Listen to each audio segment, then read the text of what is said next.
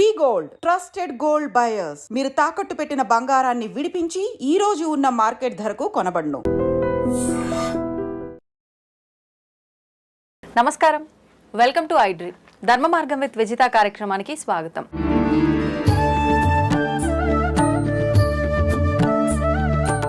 ఇప్పుడు కానీ వస్తాయని మీరు చెప్తున్నారు, రావచ్చేమో భవిష్యత్తులో. కానీ ఇప్పుడు మాత్రం మత మార్పిడిలు చాలా ఎక్కువగా చూస్తున్నాం కదా. అంటే హిందూ ధర్మంలో ఉన్న వాళ్ళే ఇక్కడ ఏదో జరగట్లేదు అని చెప్పి ఇంకొక మతంలోకి మారటము ఇలాంటివి చూస్తున్నాం కదా. మతం మారటం అనేది అది మనిషి యొక్క దౌర్భాగ్యానికి నిదర్శనం. ఎందుకంటే మనసు అనేది మారకుండా నువ్వు ఎక్కడికి వెళ్ళినా ఏమీ సాధించలేవు. నీ గత జన్మ కర్మలు ఉండొచ్చు, ఈ జన్మలో చేసిన కర్మలు ఉండొచ్చు, లేదా నువ్వు చేసే విధానంలో పొరపాట్లు ఉండొచ్చు. మనసుకి జబ్బు చేస్తే మాలాంటి స్వామీజీలు వైద్యం చేస్తారు. శరీరానికి జబ్బు చేస్తే స్వామీజీ అయినా ఎంబీబీఎస్ దగ్గరకు ఎండి దగ్గరకు వెళ్ళాలి.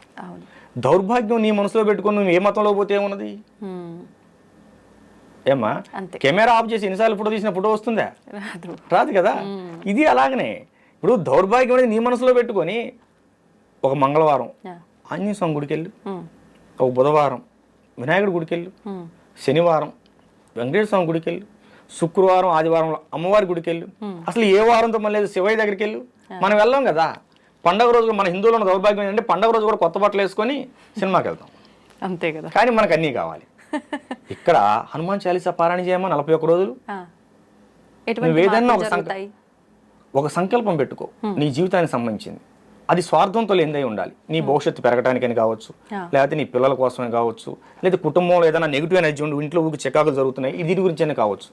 ఉదయాన్నే లేచి ఆడకూతురు అయితే తలస్నానం చేసిన అవసరం లేదు ప్రతిరోజు. ఎందుకంటే ఆమెకున్న కురుల దృష్టి ఇబ్బంది అవుతుంది కనుక ఆడకూతురు అనుకోమా 3 సార్లు పుండరీకాక్ష పుండరీకాక్ష పుండరీకాక్ష అని 3 సార్లు తల మీద నీళ్ళు చల్లుకొని స్నానం చేయాలి.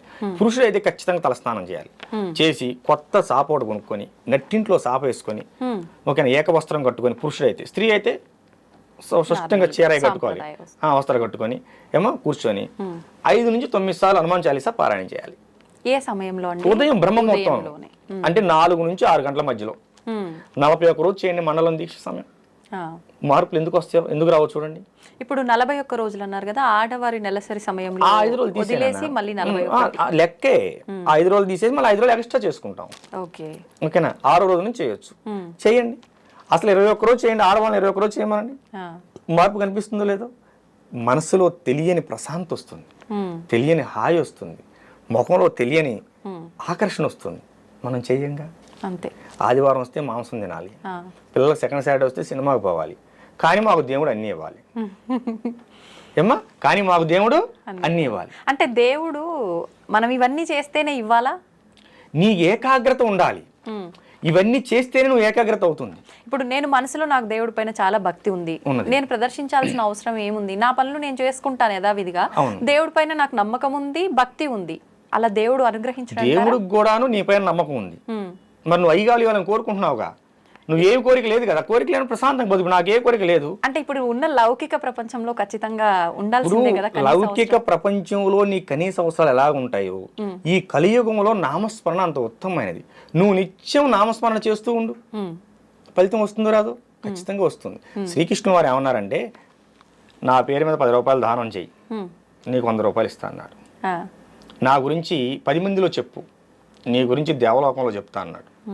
నా యొక్క నామాన్ని కృష్ణ కృష్ణ అనే నా నామాన్ని నిత్యం నువ్వు పలుకుతూ ఉండు, నీతోనే ఉంటానయా అన్నాడు. అవునా? నువ్వు నిత్యం నామస్మరణ చేయి, భగవంతుడు నీతోనే ఉంటాడు. శ్రీమాత్రే నమః అనే అమ్మవారి యొక్క మంత్రాన్ని రోజుకు 108 సార్లు మనసులో అనుకుంటూ ఉండు. నువ్వు వంట చేస్తూ ఉండు, వంట చేస్తూ అనుకుంటూ ఉండు. 90 రోజులు నీ భర్త ఎలాంటి వాడైనా సరే నీ కుటుంబం సఖీపడుతుంది.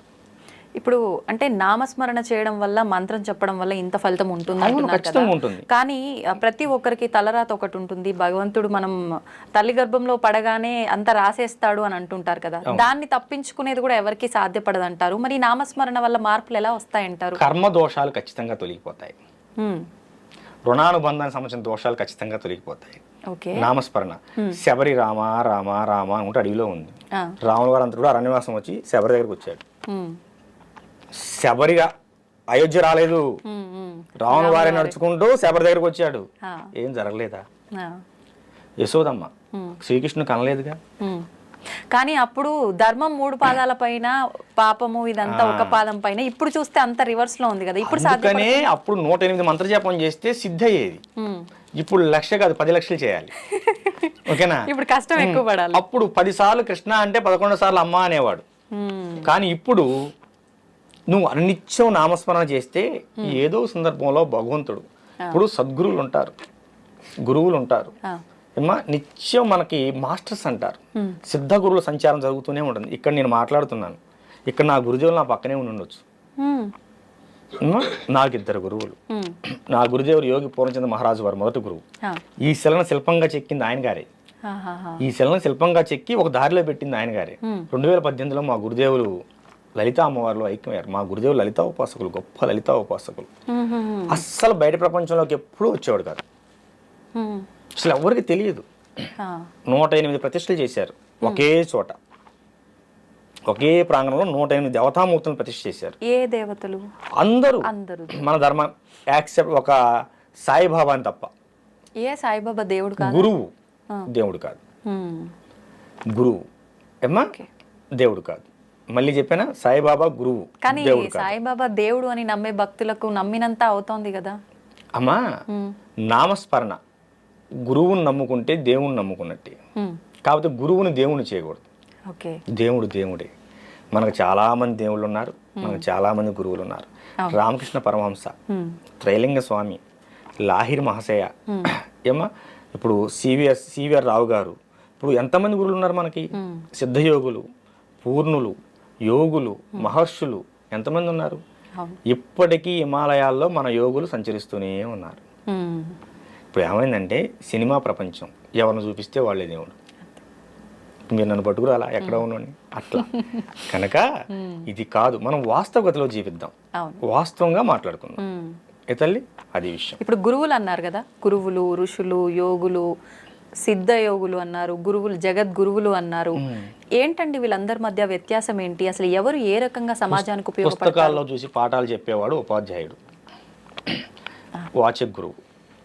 మనకి పని బాట నేర్పేవాడు సూచక గురువు. ఒక ఆశ్రమానికి వెళ్ళినప్పుడు ఎలా ఉండాలి అని ఆశ్రమ నియమాలు నిర్ణయాలు చెప్పేవాడు బోధక గురువు. ఓకేనా? ఇప్పుడు మాలాంటి వాళ్ళని తయారు చేసేవాళ్ళు సిద్ధ గురువులు.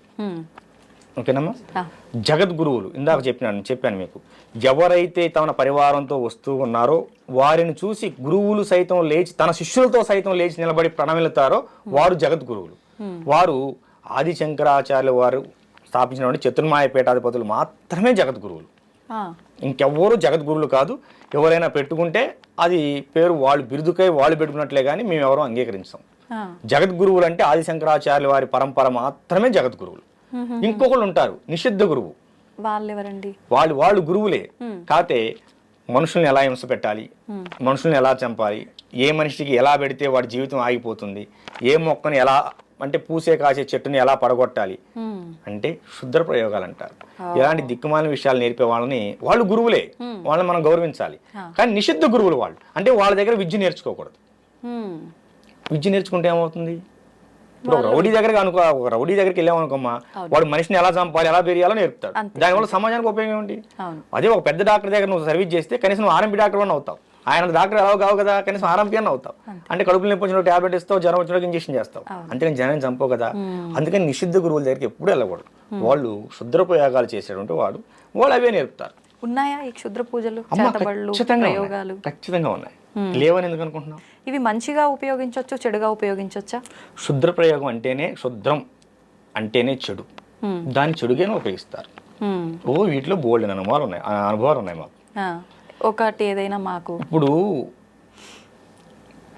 జస్ట్ ఒక 4 నెలలే అవుతుంది మనకి తెలంగాణ బోర్డర్లోనే జగ్గేపేట దగ్గర ఒక కుటుంబానికి వాళ్ళు బాగా ఆస్తిపరులు, అన్నీ పోయినాయి, లారీలు, పొలాలు అన్నీ పోయాయి. మంచి ఇల్లు కట్టుకున్నారు ఒక చోట. వీళ్ళు 4 ఉంటారు. ఈ గదిలో కూర్చున్నప్పుడు ఆ గదిలోంచి ఎవరో పిలిచినట్టు అనిపిస్తుంది, ఆ గదిలో పిలిచినప్పుడు ఈ గదిలోంచి ఎవరో పిలిచినట్టు అనిపిస్తుంది, పడుకుంటే ముఖంలో ముఖం పెట్టి చూసినట్టు అనిపిస్తుంది. ఇవన్నీ చెప్పటానికి కొంచెం విచిత్రంగా ఉంటాయి కానమ్మా, ఆ బాధ అనుభవించే వాళ్ళకి నరకంగా ఉంటుంది. మ్మ్. ఆ బాధ అనుభవించే వాళ్ళకి నరకంగా ఉంటుంది, నరకప్రాయంగా ఉంటుంది. ఆ. భోజనం వండుకుంటారు, చప్పగా అయిపోతుంది. నైటు ఎవరో తలుపు కొట్టినట్టు ఉంటుంది, బయటకు చూస్తే ఎవరు ఉండరు. ఆ. వాళ్ళు అటు తిరిగి ఇటు తిరిగి ఇటు తిరిగి ఎప్పటికో మా బోటుల దగ్గరికి వస్తారు. మ్మ్. అందుకంటే కాషాయం కట్టుకున్న వాళ్ళందరూ కూడాను స్వచ్ఛమైన గురువులు కాదుగమ్మ, మ్మ్. మనం అది కూడా చెప్పాలి. ఓకేనా? అవును. కనుక ఈ ఆటుపోట్లు తిని తిని ఉన్న డబ్బులన్నీ పోగొట్టుకొని ఆ ఐశ్వర్యం ఆరోగ్యం రెండూ పోగొట్టుకున్న తర్వాతే మాలాంటి వాళ్ళ దగ్గరికి వస్తారు. మ్మ్. దాన్ని చండక్రియ అంటారు, ఆ. చండా ప్రయోగం, ఆహా. చండ ప్రయోగం అంటారు. అంటే ప్రయోగాల్లో ఇది ఒక ప్రయోగం పేరా ఏంటి అసలు వ్యత్యాసం? ప్రేతోన్మాదం, మ్మ్. భూతోన్మాదం, మ్మ్. ఏమో రక్తబేతాళం, చండ ప్రయోగం, మ్మ్. ఇట్లా 108 రకాల ప్రయోగాలు ఉంటాయి. ఆహా. వాక్ స్తంభన, బుద్ధి స్తంభన, మ్మ్. క్రియాస్తంభన, కట్టేయటం. ఓ. ఇప్పుడు రక్తబేతాళం చేస్తే వాడి రక్తం తగ్గిపోతూ ఉంటుంది. మ్మ్. ఏ హాస్పిటల్కి వెళ్ళినా టెస్టులు ఏమీ రాదు, కానీ రక్తం ఉండదు, పాలిపోతూ ఉంటారు. ఆ. క్షుద్ర ప్రయోగం వల్ల జరిగే ముఖ్యమైన విషయం ఏంటంటమ్మా, మ్మ్. ఐశ్వర్యం ఆరోగ్యం రెండు దెబ్బతింటాయి. ఎందుకంటే ముందు ఆరోగ్యం దెబ్బతింటుంది. దీనికోసం మనం యాక్చువల్గా హాస్పిటల్కి వెళ్తాం కమ్మా, హాస్పిటల్ చుట్టూ తిరుగుతాం. ఏ హాస్పిటల్కి వెళ్ళినా 3 రోజులు మాత్రమే బాగుంటుంది, 4 రోజులు మళ్ళీ మరొక వస్తుంది. మ్మ్. డాక్టర్ గారు బాగా చూడలేదు అనుకుంటారు, కానీ ఇక్కడ ఇంకేదో ఉందనుకోరుగా. అనుకోరు. డాక్టర్ గారు ఎందుకు బాగా చూడరమ్మా? అందులో ఇవాళ రేపు అన్ని మూఢనమ్మకాలు అనే భావనలో ఉన్నారు కాబట్టి వెళ్ళిపోతారు. కానీ మూఢనమ్మకం కాదమ్మా, ఖచ్చితమైన నమ్మకం. కర్ణాటకలో ఇప్పుడు కూడా చేతబడుల మీద కేసులు కట్టే సెక్షన్లు ఉన్నాయి, ఆహా. మనం నిరూపించుకోవచ్చు. కానీ మన దగ్గర ఆ సెక్షన్ లేవు. అవి వస్తే బాగుంటుంది ఇప్పుడు కూడా. ఎందుకంటే ఇప్పుడు కూడా మనం చాలా చోట చూస్తుంటాం, మీరు చూడండి, మనుషులు బొమ్మలేసి ముగ్గులేసి వేస్తూ ఉంటారు, నిమ్మకాయలు పెడుతుంటారు. అలానే ఉంటున్నాయా విధానాలన్నీ ఈ చేతబడులకు సంబంధించినవి? కొన్ని అలా ఉంటాయి. శ్మశానంలో ఇంత బూడితో చేయొచ్చు. ఓకేనా? ఇప్పుడు శ్మశాన కాళి త్రైలింగ స్వామి వారు చేశారు. మరి ఆయన గారు మహా గొప్ప యోగి అయ్యారు, 300 సంవత్సరాలు బతికారు కాశీలో. కాశీలో జల సమాధి అయ్యారు, కానీ సమాధి కాల, వెళ్తూ వెళ్తూ మాయమైపోయాడు పెట్టిలో. అందరు చూస్తుండగానే అవి శాసనాలు ఉన్నాయి, బ్రిటిషర్లు రికార్డ్ చేశారు. వాళ్ళు మళ్ళీ రావాలనుకుంటే వచ్చే అవకాశం వచ్చేస్తారు కదా, వస్తారు. మేము కాశీ వెళ్ళినప్పుడు వారి క్షేత్రానికి ఆశ్రమానికి వెళ్ళలేకపోయాం. అప్పుడు బాగా వర్షాలు, ఎటు వెళ్ళలేని పరిస్థితి, అది దర్శనం చేసుకోలేకపోయాం. కాశీలో కూడా మేము చాలా చోట్ల మేము ధ్యానం చేసుకోవడం జరిగింది. ఈ క్షుద్ర ప్రయోగాలు అనేవి ఉన్నాయి నాన్న. ఇప్పుడు సీరియల్లో మీరు అన్నట్టుగా సీరియల్లో చూపించినట్టు వాళ్ళ వస్త్రాలు, వాళ్ళ గోర్లు, వాళ్ళకి సంబంధించిన ఏదో ఒకటి తీసుకొని దాని ద్వారా చేస్తారని చెప్పి అంటుంటారు కదా, అలానే ఉంటుందండి? అంటే ఒక మనిషికి ప్రయోగం చేయాలనుకున్నప్పుడు ఏమ్మా ఖచ్చితంగా ఆ మనిషికి సంబంధించిన ఏదో వస్తువుని సేకరిస్తారు. కనీసం అరికాల కింద మట్టినైనా వాడు నడిచి వెళ్ళిన తర్వాత ఆ మట్టినైనా సేకరించే ప్రయత్నం చేస్తారు. ఇవేమీ స్వీకరించకుండా కూడా ప్రయోగం చేయగల సమర్థులు ఉన్నారు, దుర్మార్గులు ఉన్నారు. ఇవి సేకరించి చేసేవాళ్ళు కూడా ఉన్నారు. కానీ ఖచ్చితంగా వస్త్రం అనే మన వస్తువు ఏదైనా కావచ్చు, మీరు అన్నట్టు గోర్లు కావచ్చు, జుట్టు కావచ్చు, ఏదైనా కావచ్చు, వారికి లభిస్తే 100కి 100 పాలు సక్సెస్ఫుల్గా చేయగలుగుతారు. కనుక కొంచెం మనం ఇవి ఉన్నాయి నాన్న, ఖచ్చితంగా క్షుద్ర ప్రయోగాలు ఉన్నాయి, 100కి 100% ఉన్నాయి. మీరు నమ్మినా నమ్మకపోయినా ఇది వాస్తవం. ఇప్పుడు ఎవరిపైనో ప్రయోగం జరిగింది అంటే వాళ్ళు నానా రకాలుగా ఇబ్బంది పడతారు, ఆఖరికి ప్రాణాలు కూడా కోల్పోతారు. చేసిన వాళ్ళకి ఏంటి ఉపయోగం అసలు దీనివల్ల? మానసిక ఉన్మాదులు అమ్మ వాళ్ళు. ఒక పిచ్చి కుక్క ఉన్నది, అది రోడ్డును పరిగెడుతూ మనిషిని కరుస్తుంది, గేదెను కరుస్తుంది, ఆ లైన్లో వెళ్తుంటే మేకను కరుస్తుంది, తన జాతిది అయినా సరే కుక్కను కూడా కరుస్తుంది. ఎందువల్ల అది? అప్పుడు వరకు మన ఇంట్లో పెంచుకున్న కుక్కే అది, మనం భోజనం పెట్టాం, దానికి ఉన్మాదం వచ్చింది, పిచ్చని ఉన్మాదం. ఈ క్షుద్ర పూజను క్షుద్ర ఉపాసన చేసే వాళ్ళకు కూడాను వాళ్ళు ఉన్మాదులమ్మ. ఒక ఉన్మాదం వస్తుంది, ఎదుటవాడిని బాధ పెట్టి ఆహా మనం ఇది చేసాం, వాడు ఇబ్బంది పడుతున్నాడు కానీ పైశాచిక ఆనందం పొందుతారు. కానీ వాళ్ళ వంశం నాశనం అవుతుందమ్మ. క్షుద్ర ప్రయోగాలు చేసిన వాళ్ళ వంశం నాశనం అవుతుంది. మొన్న విధురేంద్ర శేఖర్ భారతీ స్వామి వారు సెలవిచ్చారు దీనిపైన. ఖచ్చితంగా చాలా ప్రమాదం.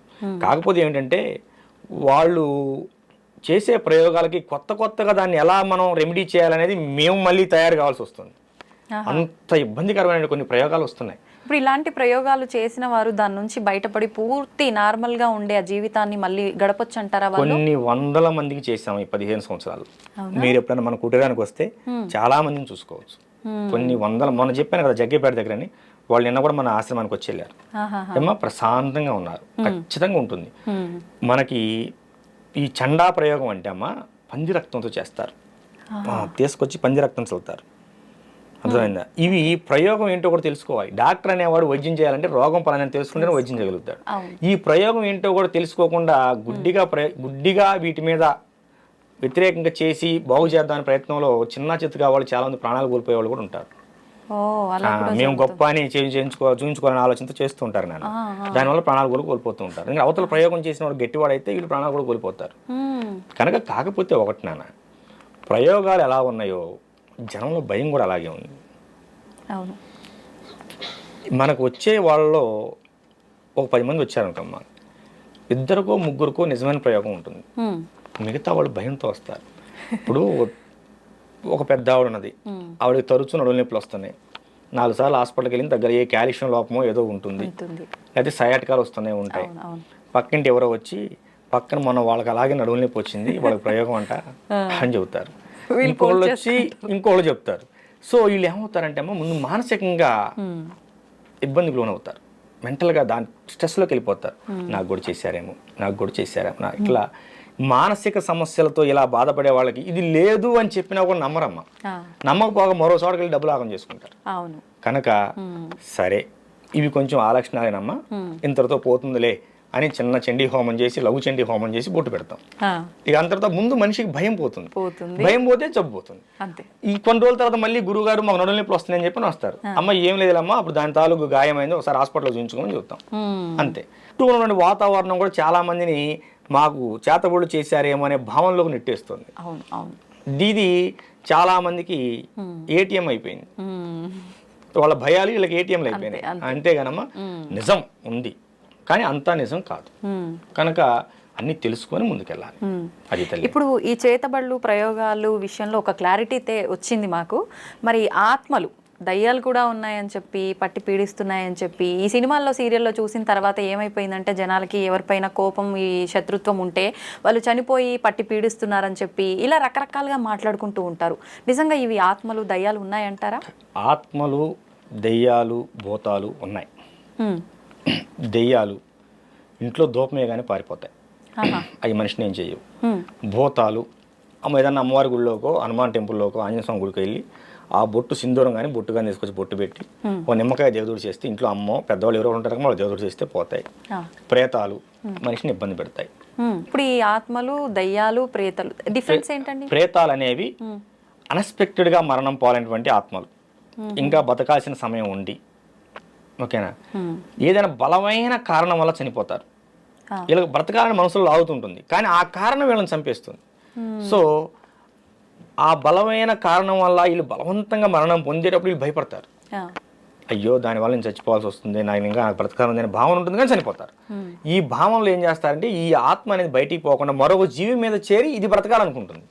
ఇది బ్రతకాలనే క్రమంలో ఏం చేస్తారంటే, దాంట్లో ఉన్న ఆత్మ లాగేసి నేను జరబడాలనే భావనకు వెళ్తుంది. ఆత్మ అనేది పోతే ఆ శరీరం కూడా పడిపోతుంది కదా. కానీ ఆ విషయం ఈ ఆత్మకు తెలియదు కదా, ఈ ప్రేతాత్మకి. దీనివల్ల ఏమవుతుందంటే మొహం పాలిపోవటం, పిచ్చి పిచ్చి కలలు రావటం, ఎప్పుడు ఒళ్ళు నొప్పులు చేయటం, ఇచ్చే లక్షణాలు ఉంటాయి. ఊరుకోని జ్వరాలు రావటం, ఇలాంటి లక్షణాలు ఉంటాయి. కానీ దాన్ని చాలా గట్టిగా పూజ చేయాలి, అంత తేలిగ్గా పోవు. ఇది హనుమాన్ తంత్రం కానీ, కాళీ తంత్రం కానీ పూజ చేయాలి. ఈ కాళీ తంత్రం అనేది కాళీ ఉపాసకుల దగ్గరికి వెళ్తే ఇలాంటివి చాలా సింపుల్గా వెళ్ళిపోతాయి. కాళీ తంత్రం అనేది చాలా గట్టిది కనుక ఉన్న దశమహావిద్యల్లో అతి గొప్ప విద్య, మొదటి విద్య కాళీతంత్రం. ఈ కాళీలో కూడా రకాలు ఉంటాయి. దక్షిణ కాళీ, భద్రకాళి, శ్మశాన కాళీ, చండీ కాళీ, ఇలా రకాలు ఉంటాయి. 8 రకాలు ఉంటాయి. వీటిలో దక్షిణ కాళీ చేసిన వారు రామకృష్ణ పరమహంస. రామకృష్ణ పరమహంస దక్షిణ కాళీ దర్శనం పొందారు. శ్మశాన కాళీ చేసిన వారు త్రైలింగ స్వామి వారు. త్రైలింగ స్వామి వారి తల్లి చనిపోయిన తర్వాత ఆయన శ్మశానంలో ఖననం చేసిన తర్వాత తల్లిని ఎక్కడైతే ఖననం చేశారో అక్కడే 10 సంవత్సరాల పాటు సాధన చేశాడు. 10 సంవత్సరాల అక్కడ నుంచి, మన రాజమండ్రి అయినా మా ఆయన గారిది, అక్కడ నుంచి ఇక ఒక్కొక్క ప్రాంతం వెళ్తూ గురువు ద్వారా వెళ్ళిపోతూ కాశీలో స్థిరపడిపోయారు. 150 సంవత్సరాలు కాశీలో ఉన్నారు. 300 సంవత్సరాలు బ్రతికారని బ్రిటిష్ వారు గెజిటెడ్ నోట్ చేశారు. కాళీ సాధకులు. కాళీ అనేది చాలా శక్తివంతమైన సాధన, కానీ అమ్మవారు రూపం చూడడానికి భయంగా ఉంటుంది. కనిపిస్తారా సాధన చేసే వాళ్ళకి అమ్మవారు? వినిపిస్తారు కూడా. ఎలాంటి ప్రశ్నలు అడుగుతారని ఇలాంటి వాటికి రాను నేను, ఎందుకంటే ఇది చాలా నిగూఢమైన అంశం. శాస్త్రం ఏం చెప్పిందంటే అమ్మ, సృష్టికారమైనటువంటి సంసారం, భార్యాభర్తల సంసారం కనుక 4 గోళ్ల మధ్య ఎంత గుట్టుగా సాగాలో అంతకి 100 రెట్లు గుట్టుగా ఒక సాధకుడి యొక్క సాధన సాగాలి అని చెప్పారు. ఇప్పుడు ఏం చేశారు, చిన్న పెద్ద అనే తేడా లేకుండా అందరు దాన్ని బయట వేసే ప్రయత్నం చేస్తున్నారు. ఇది చేయండి వశీకరణ అయిపోతారు, లవంగాలు కట్టుకోండి డబ్బులు వస్తాయి, అందరు లవంగాలు కట్టుకుంటాంగా. అవునమ్మా, మీరు కూడా ఎన్ని చేయడం ఎందుకు? స్టూడియోలో కాసిన లవంగాలు 4 కుప్పలు పోసుకుని అందరికి వస్తాయిగా. అది కాదు నాన్న, సాధన ఖచ్చితంగా సాధన చేయాలి. దాన్ని ఖచ్చితంగా గురువు పర్యవేక్షణలో చేయాలి. ఎందుకు గురువు పర్యవేక్షణలో చేయాలంటే, ఇప్పుడు ఎంబీబీఎస్ అయిన డాక్టర్ను కూడా మరో డాక్టర్ దగ్గర ట్రైనింగ్ పంపిస్తారు. ఎందుకని? నువ్వు పుస్తకాల్లో చదివింది వేరు, వాస్తవంలో చేసేది వేరు. ఎక్కడైనా సరే అమ్మా, గురువు ఏది చెప్పాడో అది చేయాలి. ఈ విషయం జాగ్రత్తగా వినండి. గురువు ఏది చెప్పాడో అది చేయాలి సాధకుడు, శిష్యుడు అనేవాడు. ఇప్పుడు కానీ ఒక్క విషయం నాన్న, కానీ గురువు ఏం చేస్తున్నాడో నువ్వు అది చేయకూడదు. గురువు ఏది చెప్పాడో అది చేయాలరా తల్లి, కానీ గురువు ఏం చేస్తున్నాడో అది చేయకూడదు. గురువు అన్ని సాధనలు చేసి పూర్తి చేసిన తర్వాత ఆయన ఏదైనా చేయగలడు. గురువు గారు అది చేశారని నేను చేస్తాను చేయకూడదు. గురువు ఏం చెప్పాడో అది చేయాలి. నా గురువు నాకు సగం వరకు నన్ను యోగి పూర్ణచంద్ర మహారాజు గారు నడిపించి లింగైక అమ్మవారి లలితాదేవిలో ఐక్యమైపోయారు. 2 సంవత్సరాలు బాధపడ్డాను. నాకెట్లా, ఏంటిది అమ్మవారిని విపరీతమైన సాధన చేశాను, ఖాళీ సాధన. మరి నా గురువు నాకు నేర్పేలాడు కదా, అన్ని అసంపూర్ణంగా ఉండిపోయాయి. నా జీవితం ఏంటంటే ఒక చోట వేద సదస్సు జరుగుతుంది. వేద సదస్సుకు నన్ను కూడా ఆహ్వానించారు. హిమాలయ బాబా ఆయన గారు కూడా హిమాలయాల నుంచి వచ్చారు. అక్కడ సిద్ధయోగి గారు వచ్చారు. సిద్ధయోగి గారు వచ్చినప్పుడు అక్కడ నేను స్పీచ్ ఇచ్చాను. ఇట్లాగే స్పీచ్ ఇచ్చి పక్కన కూర్చుంటే, నువ్వు బాధపడకు, గురువు లేడని నువ్వు బాధపడకు, రా అని చెప్పి నన్ను చేయబట్టి గదిలో తీసుకెళ్ళి, మా బాబు కూడా ఉన్నాడు అక్కడ, లోపల తీసుకెళ్ళి భోజనం పెట్టారు. మొట్టమొదటిసారి నాకు భోజనం పెట్టి, గురువు గారు నన్ను శిష్యుడిగా అంగీకరిస్తారా అని అడిగాను. చూద్దాం, అలా అడగకూడదు అన్నారు. తర్వాత ఎన్నో పరీక్షలకు నెగ్గి, ఆ పరీక్షల్లో నెగ్గిన తర్వాత ఈ ఖాళీ సాధనని గురువు గారు నాతో పూర్తి చేయించారు. ఎటువంటి పరీక్షలు మేము తెలుసుకోవచ్చా? అవి చెప్పిన అర్థమయ్యాయి కావు. ఓకేనా? ఒక గురువు శిష్యుడికి ఏ విధంగా పరీక్షలు పెడతారనేది ఆ క్షణంలో ఆ టైంలో ఏదైనా పెట్టవచ్చు, అంతే. దారిని వెళ్తూ మనం వదిలిపెట్టి వెళ్ళిపోవచ్చు. గురువు వచ్చిన దాకా నిలబడాలి మనం, లేదా గురువు గారు నేను పలాసారి ఉన్నారు రమ్మంటే అప్పుడు వెళ్ళాలి. ఇలాంటివి చాలా ఉంటాయి. అన్ని సాధన కూడా చాలా కఠినంగా ఉంటుంది. ఖాళీ సాధన అంటే శ్మశానాల్లో చేస్తారు, రోడ్లెంబడి చేస్తారు, బట్టలు లేకుండా చేస్తారు. ఇలాంటివన్నీ ఉన్మాద ప్రవృత్తులు.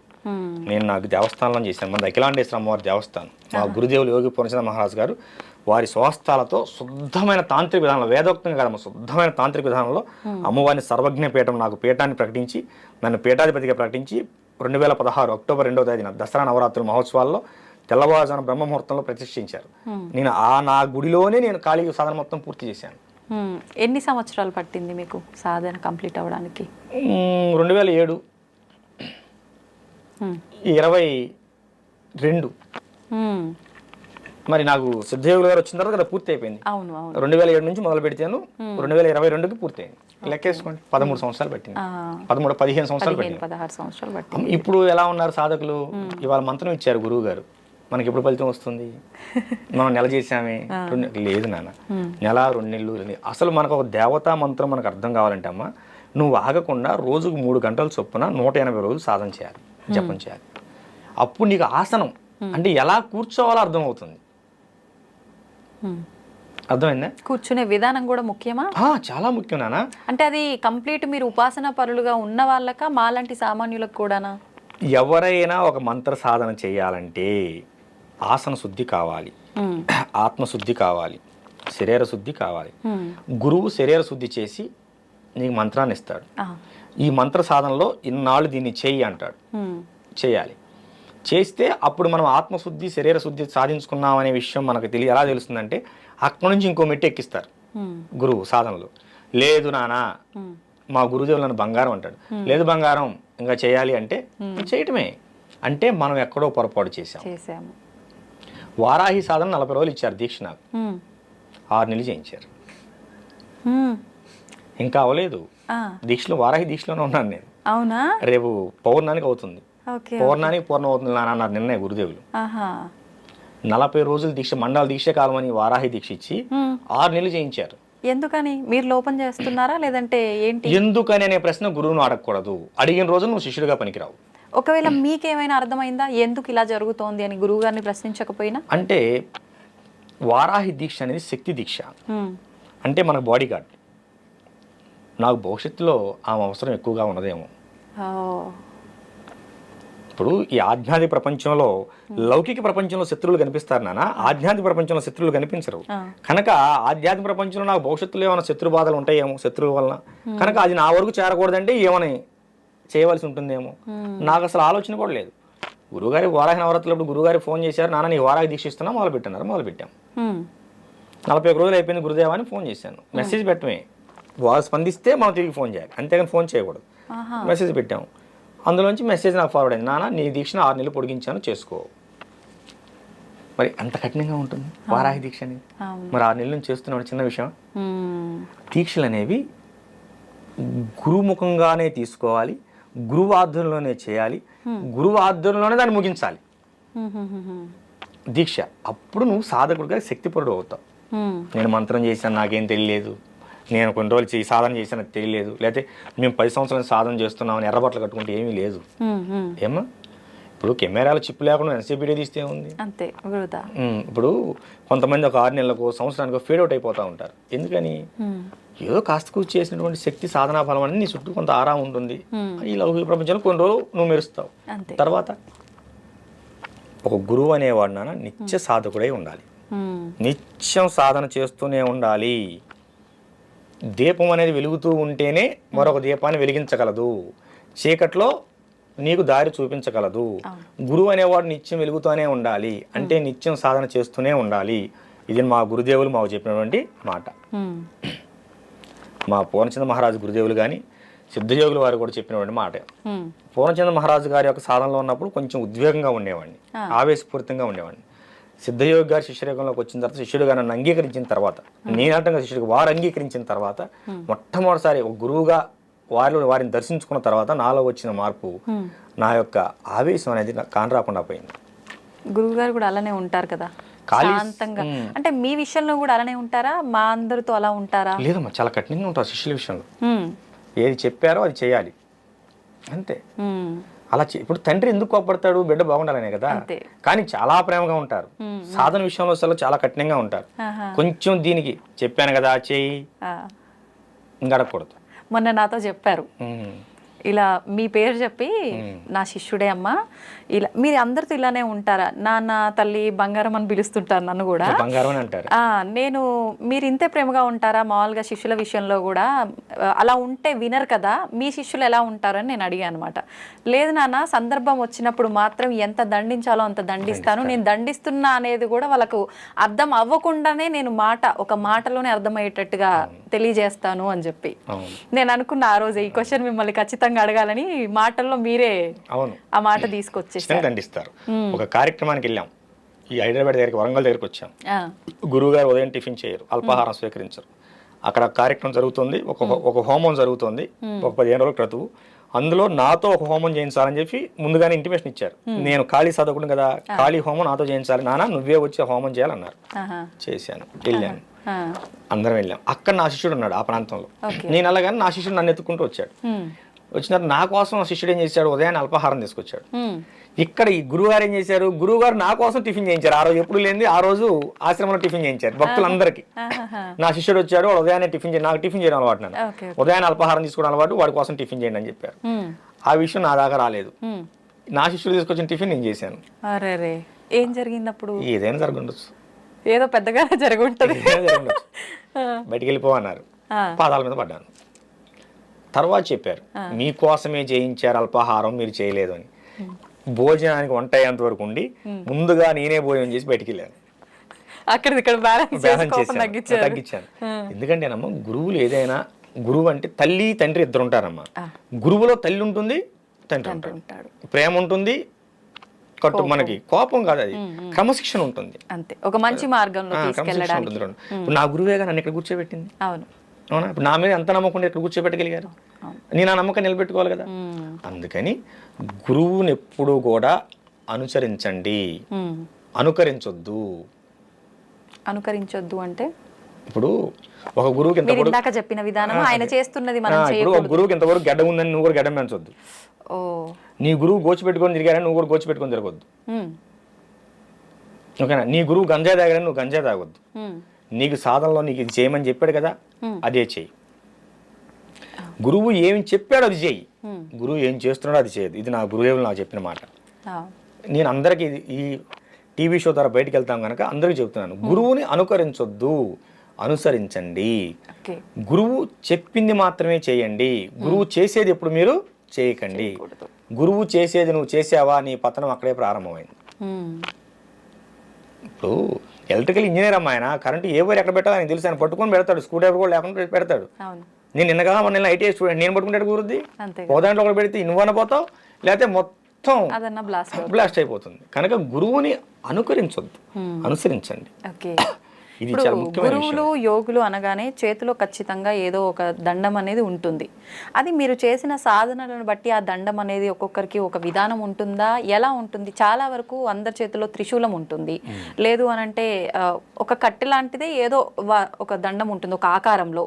మీ చేతుల్లో చూస్తే ఎవరి చేతిలో చూడని రకంగా పామునే పట్టుకొని వచ్చినట్టు సుబ్రహ్మణ్య స్వామిని చూస్తున్నామా ఏంటి అనిపిస్తోంది. ఏంటండి? ఇప్పుడు చేతిలో ఉండే వాటిని దండ అంటారు. ఏకదండ, త్రిదండ, త్రిదండ అని ఉంటాయి. స్వామీజీలో అవి వేరు. ఏమా శక్తి ఉపాసకులకి చేతిలో త్రిశూలం ఉంటుంది. అది వాళ్ళు అమ్మవారి పూజలో పెట్టుకుని బయటకు వచ్చినప్పుడు వాళ్ళు నెగిటివ్ ఆర్ ఏదైనా ఉన్నప్పుడు వాళ్ళ దగ్గర ఉంటారని చూస్తుంది. ఇది వచ్చేసి నాగాస్త్రం నాన్న. ఇది మా గురువులు దాదాపుగా రాజశ్యామల లాంటి మహాయాగాల్లో కూడా పెట్టి దీన్ని అనుష్ఠాన పరిచి మాకు బహుకరించారు.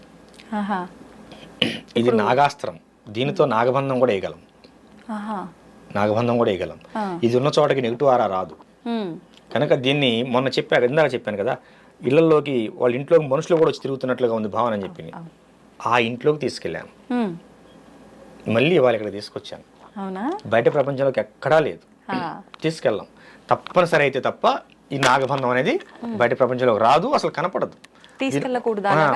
తీసుకెళ్ళాం, అంత అవసరం ఉండదు. మన అవసరం అనుకున్న చోటకి ఇది తప్పదు అనుకుంటేనే ఇక్కడికి పోవాలి. ఎటువంటి బంధనాలున్నా ఈ యొక్క నాగాస్త్రం బయటకు వస్తే అక్కడ తెగిపోతాయి. అక్కడ చండా ప్రయోగం జరిగింది కనుక అక్కడికి తీసుకెళ్లాల్సి వచ్చింది.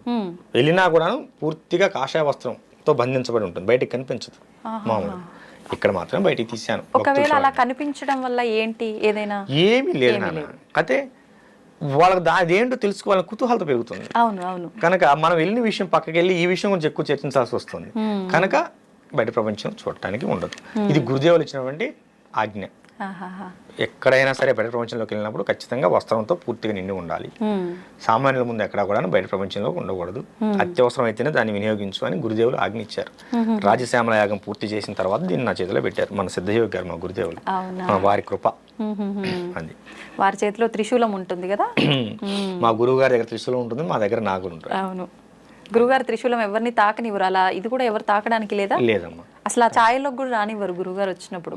గురువు అసలు లేదుగా, ఛాన్స్ లేదు. మేము పట్టుకోవచ్చు. మా శిష్యులు మా గురువు గారి దగ్గర ఆ త్రిశూలాన్ని నేను ఒక్కనే పట్టుకోగలను, అందరికి కూడా ఎవరు. మళ్ళీ అంటే అంత శక్తివంతమైనది కాబట్టి సామాన్యులు తాకడానికి వీలు లేదనా, లేదంటే తాకే అర్హత వాళ్ళకి లేదనా? తాకే అర్హత లేదమ్మా, అర్హత అందరికి ఉంటుంది, అది కాదు. దానికి ఒక శక్తి ఉంటుంది. గురువులు నిత్యం అనుష్ఠానం పరిచి దాన్ని అభిషేకిస్తూ ఉంటారు గురుదేవులు. కనుక దానికి కొంత శక్తి ఉంటుంది. దాన్ని నువ్వు తట్టుకోగలిగావు అనుకో పర్లేదు, తట్టుకోలేకపోతే కనుక దాన్ని ఎవరిని ముట్టుకొని, అది అర్హత ప్రతి ఒక్కరికి ఉంది. ఇగో హిందూ ధర్మంలో వచ్చినటువంటి ఇబ్బంది ఇదే, వాడు అంటరాని వాడు, ఈ లోపల రాకూడదు, ఇలాంటివి చేయటం వల్లనే మనకు మత మార్పులు అవుతున్నాయి. మన మత మార్పిడికి మనమే కారణం, ఇంకెవరో కాదు. కనుక అర్హత లేదనే పదం ఇక్కడ వాడొద్దు. గురువు అలా ఎప్పుడు కూడా చూడడు గురుదేవులు.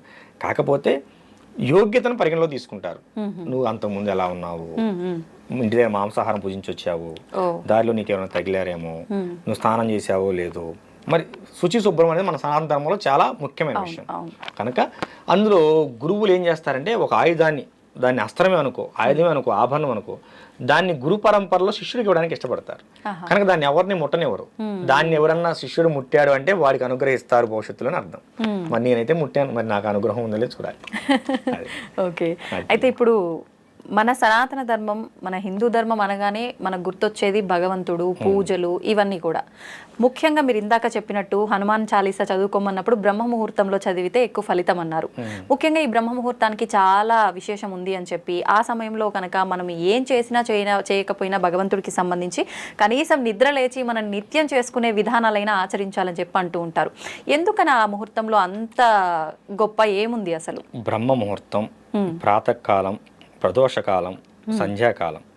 బ్రహ్మ ముహూర్తం 4 గంటల నుంచి 6 గంటలకి, ప్రాతకాలం అంటే ఉదయ గడియలు సూర్యుడు ఉదయించిన దగ్గర నుంచి, సంధ్యాకాలం అంటే సాయంత్రం 4 తరాల నుంచి 6 గంటల వరకు వచ్చే కాలం, ప్రదోషకాలం అదే దాన్ని ప్రదోషకాలం అంటారు.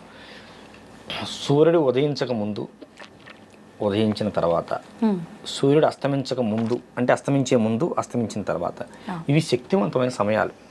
ఇది మన ఋషులు చెప్పారు. ఇవి చాలా శక్తివంతమైన సమయాలు.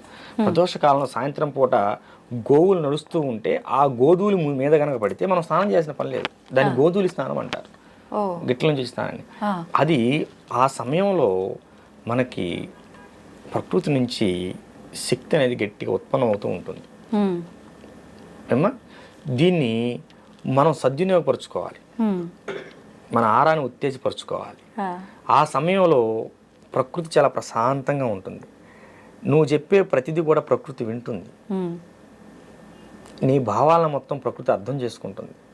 ప్రకృతి నీకేమి ఇవ్వాలో అది ఇస్తుంది. 4 గంటల తర్వాత మనిషి నిద్రపోకూడదని చెప్పిందమ్మా మన సప్త ఋషుల దగ్గర నుంచి మనకి ఋషి పంచమి. ఎందుకు చెప్పింది? దాన్ని బ్రహ్మముహూర్తం అంటారు. ఎందుకు బ్రహ్మముహూర్తం అంటారు అంటే ఆ సమయంలో నువ్వు ఏది చేసినా నువ్వు బ్రహ్మగా ఉంటావు గనక, నువ్వే బ్రహ్మవి అంటే సామాన్యుడు అర్థం కావడానికి చెప్తున్నాను. ఇట్లా నువ్వే బ్రహ్మవి అంటే బ్రాహ్మణులు మాత్రమే లేచి 4 గంటలు లేచి గుళ్ళు అర్చన చేయాలి, అది తప్పు. అందరూ చేయాలి. కాకపోతే ఆ ఆచారాన్ని బ్రాహ్మణులు మాత్రమే పాటిస్తున్నారు. మన ధర్మాన్ని వాళ్ళు మాత్రం నిలబెట్టడానికి ప్రయత్నం చేస్తున్నారు. మీరు ఒక విషయం గమనించండి, బ్రాహ్మణ వ్యవస్థ కనుక లొంగిపోతే ఎప్పుడో మన భారతదేశం క్రైస్తవ్యం అయ్యేది. అవునా? ఎలాంటి పరిస్థితుల్లో కూడా వ్యవస్థ వాళ్ళు లొంగలేదు. గుళ్ళకు తాళాలు వేసినా కూడా ఇంట్లో కూర్చొని అర్చనలు చేస్తున్నా కానీ, ఇప్పుడు రుద్రాభిషేకము, అమ్మవారికి లలితానో, శ్రీఖడ్గమాలో, హీంకారస గరితానో, సుఖాం అనుకుంటే ఇంట్లో చదువుకున్నారు తప్ప ఇంకో దానికి లొంగలేదు. కనుక నువ్వు కూడా బ్రహ్మవేం చెబుతుంది. అనుష్ఠానం బ్రహ్మముహూర్తంలో చేసి నువ్వు చేసే అనుష్ఠానం వల్ల నువ్వు కూడా బ్రహ్మవేం చెబుతుంది. ఎందుకని చెబుతుందంటే ఆ సమయంలో నువ్వు ఏది చేసినా ప్రకృతి వింటుంది. ప్రకృతి నీ మాట వినాలంటే నువ్వు ఆ సమయాన్ని లేచి పని చేసుకోవాలి, అంతే. దానికి ఇంక వేరేది వద్దు. ఇక లోతుకి వెళ్తే మనం వేదాలు ఉపనిషత్తుల్లోకి వెళ్ళాలి. సామాన్యుడికి అర్థమయ్యే విధంలో చెబుదామని నేను ఇంతటితో ముగించాను. తల్లి, అయితే ఇప్పుడు దీపారాధన, ధ్యానము, ఎన్నో రకాల మార్గాలు ఉన్నాయి భగవంతుణ్ణి చేరుకోవడానికి, మోక్షం పొందడానికే మనం ఈ జన్మ తీసుకున్నాము. మనకున్న కర్మల్ని తొలగించుకొని ఒక మంచి ఉత్తమమైన జన్మ తీసుకొని తర్వాత భగవంతుడిలో ఐక్యం అయిపోవడము, ఇదంతా మాట్లాడుతూ ఉంటారు. అయితే నిజంగా నవవిధ భక్తి మార్గాలు అని చెప్పి అంటుంటారు. ఏ మార్గం ఎంచుకున్నా పర్వాలేదు, నువ్వు భగవంతుని చేరుతావని అంటుంటారు. కొంతమంది అతిగా ప్రదర్శిస్తుంటారు దేవుడి విషయంలో భక్తి, అది ఏ మార్గం ఎంచుకున్నా. కొంతమంది అసలు ఏమీ చూపించరు, నాకు మనసులో భగవంతుడు ఉన్నాడు చాలు అని అనుకుంటారు. కొంతమంది మాట్లాడుతున్నాను చాలు అనుకుంటారు. అసలు ఏంటి, ఏ రకంగా ఉంటే నిజంగా మనం ఈ మోక్షాన్ని పొందుతాము? నిజంగా మోక్షం పొందడం కోసమే మనం ఈ జన్మ తీసుకున్నామా? అసలు మనిషి జన్మకు అర్థం ఏంటి? మోక్షాన్ని పొందాలి అనే విధానం ఈ భూప్రపంచం మీద ఉన్న చాలామంది మానవులు అనుకోరు. ఎందుకంటే మోక్షం అనే పదం కూడా చాలామంది వాళ్ళ జీవితకాలంలో పలకరు. మొదటి విషయం.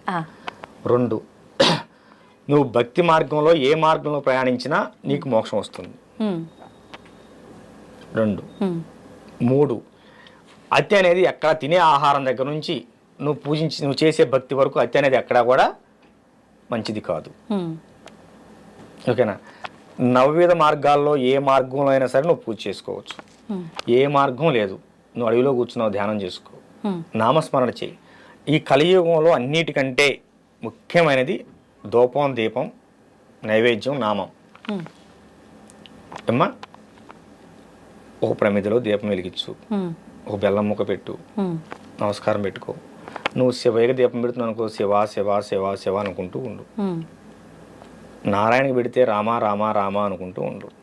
అమ్మకు పెడితే అమ్మకు బోల్డ్ అని పేర్లు. నువ్వు ఏ పేరుతో పూజిస్తే ఆ పేరు. దుర్గమ్మ పెట్టావనుకో దుర్గమ్మ దుర్గమ్మ అనుకో. శ్రీదుర్గ అనుకో, అయితే శ్రీమాత్రేమో అనుకో, లలితకైతే ఓ సహస్రనామాలు. ఏమమ్మా పెట్టుకో.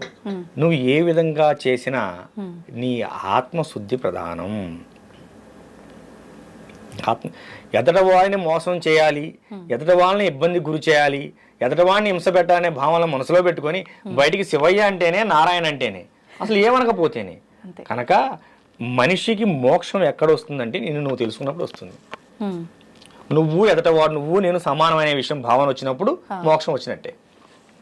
అంత జ్ఞానం రావాలంటే సాధ్యమేనా ఈ సామాన్యులకి? నేను చాలా మందిని చూశాను, ఫ్యాన్ షర్ట్లు వేసుకొని అవధూతలుగా బ్రతుకుతున్న వాళ్ళని నేను చాలా మందిని చూశాను, క్షేమకు కూడా అపాయం చేయని వాళ్ళని చాలా మందిని చూశాను.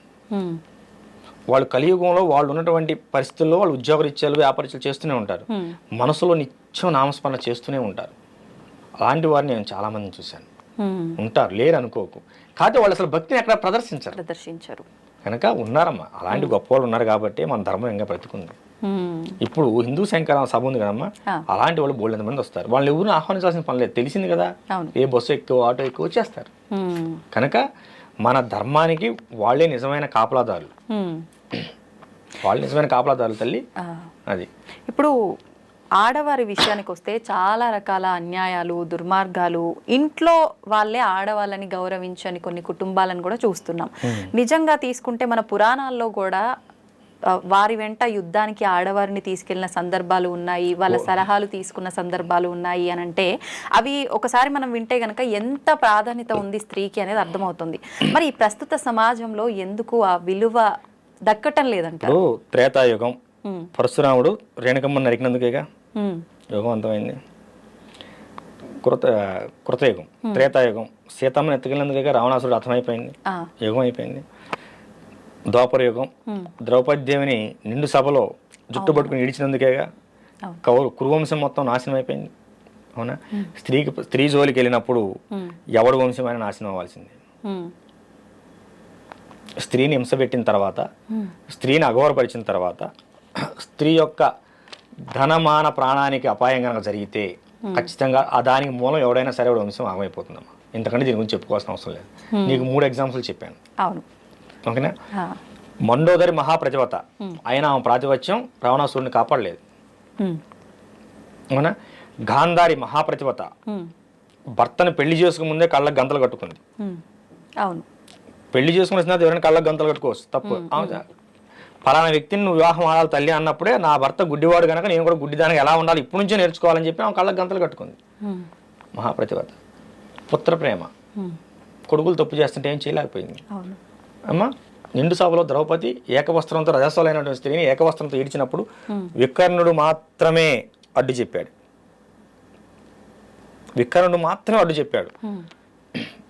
లేచి ధర్మరాజు ఓడిపోయిన తర్వాత పందెం కట్టాడు, ఇది నగ్గదు, ఈ కురు సభలో ఇంతమంది గొప్ప గొప్ప ఉన్నారు, భీష్ముని తాత నువ్వు అన్యాయం చేస్తున్నావు, ఇది కరెక్ట్ కాదు అన్నప్పుడు కర్ణుడు దుర్యోధనుడు గద్దిస్తారు వికర్ణుడిని, నీకేం తెలుస్తుంది వర్మి అని.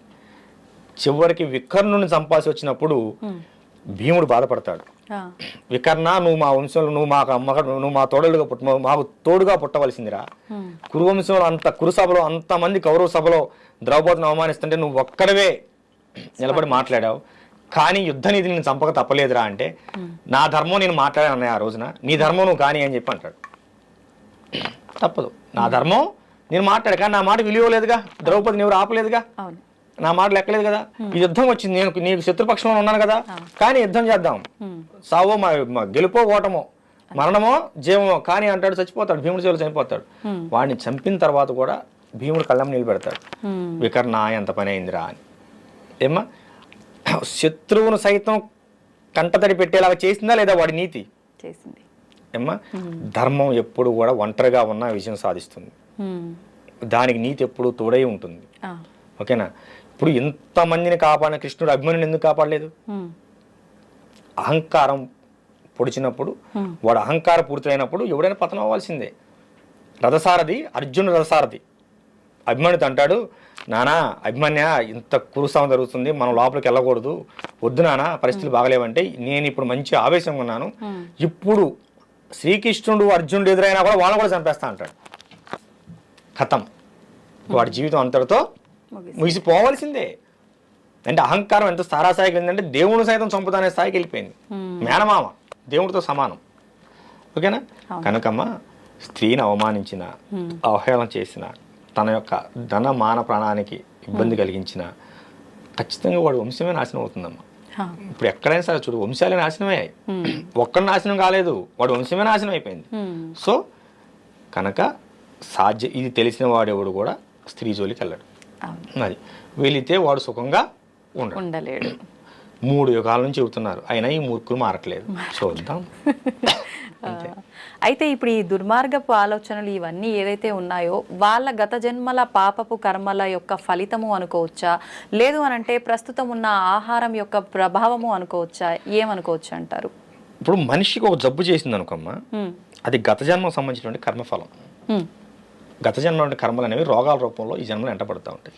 రుణబంధాలు అనేవి పిల్లల రూపంలో ఇవ్వబడుతూ ఉంటాయి. ఇప్పుడు వీళ్ళు చేసే అహంకారపూరితంగా చేసే ఆహారాలు, తినే ఆహారపు అలవాట్లు, ప్రతిదానికి మాంసాహారం కావాలి, ఉన్మాదం పెరిగిపోతుంది. తినే ఆహారం, మనం చూసేటువంటి విధానం, మన మనసులో నుండి ఆలోచన విధానం ఖచ్చితంగా పనిచేస్తాయి. కడుపులో పోయేది, కళ్ళతో చూసేది ఖచ్చితంగా మన బుర్రను పాడు చేస్తుంది. బాగు చేయడం కానీ పాడు చేయడం కానీ రెండు కూడా అదే చేస్తుంది. ఏమ్మా, ఇప్పుడు చాలామంది అంటుంటారు సనాతన ధర్మంలో మాంసాహారం తినొచ్చా అని. తినొచ్చా? కానీ చాలా మంది తినకూడదు అని చెప్తున్నారు కదా. కౌలాచారం, కులావరణ తంత్రంలో 5వ అధ్యాయంలో చాలా క్లియర్గా మనకందరికి తెలిసే విధంగా శ్లోకం 51వ శ్లోకం ఇవ్వబడింది. ఏంటంటే దానికి ఒక కారణం చెప్తా. ఒక పశువుని ఏదైనా సరే నువ్వు వధించాలనుకున్నప్పుడు, వధించాల్సిన అవసరం ఏర్పడినప్పుడు, అది నీ ఆహారంగా కావచ్చు, భగవత్ ప్రతి మరో దానికి కావచ్చినప్పుడు శివుడికి అంటే నువ్వు ఇష్టదైవానికి నివేదన చేస్తూ ఈ పశుజన్మ నుంచి నీకు ముక్తిని కలిగిస్తున్నాను, నీ యొక్క ఆత్మ ప్రశాంతంగా ఉండుగాక అంటే మంత్రం చెబితే అందరికి అర్థం కాదు కదమ్మా, ఆ విధానం చెప్తున్నాను. ఉండుగాక అని చెప్పి మనం తలుచుకొని దాన్ని బలి పశువుగా పూజ చేసి బలి చేయాలి. దాన్ని 10 మందికి మనం పలహారంగా ప్రసాదంగా పెట్టవచ్చు, ఆహారంగా తీసుకోవచ్చు. ముస్లిమ్స్ కూడా చేసేటువంటి అలాల్ అనే పద్ధతి అదే. వాళ్ళు మక్కా వైపు తిప్పి అలాలు చేస్తారు. ఆ విధానం మనకు పూర్వీకులు ఎప్పటి నుంచో ఉంది. మనం ఉన్నదాని లేదు అనకూడదు. నేను ప్రామాణికం కూడా చూపించాను మీకు. ఏమా కులావరణ తంత్రం అది కౌలాచారానికి సంబంధించింది. కాకపోతే విచ్చలవిడితనం లేదు. కానీ మన దగ్గర మనం ఆచరించేది కవలాచారమా కాదనుకుంటాను కదా. ఎక్కడైనా నువ్వు మాంసాన్ని వినియోగించాలంటే ఆచారం చేయాల్సిందే, ఆచారంలోకి వెళ్ళవలసిందే. ఇప్పుడు మాంసం కావాలంటే జంతువును వధించాల్సిందే కమ్మా. మనం పాలకూర పప్పు చేసుకుని మాంసం కావాలంటే అవుతుందా? లేదు, కాదు కదా. మనం దక్షిణాచారంలో ఉండి వామాచారాన్ని అవలంబించాలంటే కుదరదు. వామాచారంలోకి వెళ్ళాల్సిందే దాంట్లో చేయాలంటే. కనుక కౌలాచారం వామాచారం దానికి సంబంధించినవే, కులాచారానికి సంబంధించినవి. మనకి ప్రతి గ్రామానికి ఊరు బయట ముత్యాలం ఉంటుంది. ఊళ్ళో బొడ్రాయి ఉంటుంది. బొడ్రాయి ప్రతిష్టప్పుడు దున్నపోతుని బలిస్తారు. అందరూ తెలిసిందే, బహిరంగానే ఇస్తారు. మరి అప్పుడు వీళ్ళందరూ ఏమైపోయారు? పండితులందరూ. కానీ ఇప్పుడు అంటున్నారు కదా అవి కూడా తప్పు. ఇక్కడే వస్తుంది నాన్న, మన ధర్మం ఎక్కడే భ్రష్టపడుతుంది. నువ్వు గతాన్ని మర్చిపోవద్దు. గతంలో మనకంటే గొప్ప వాళ్ళు ఉన్నారు, నువ్వు గొప్పవాళ్ళని భావించు. నువ్వు గొప్పవాళ్ళైతే అవి కావచ్చు, కానీ మన పూర్వీకులు ఎందుకు అవమానిస్తావు? మన పూర్వీకులు గొప్పవాళ్ళు కాదా? కొన్ని వేల సంవత్సరాలకు ఎందుకున్నది ఈ ఆచారం? మీరు పెట్టింది కాదే, నేను పెట్టింది కాదే.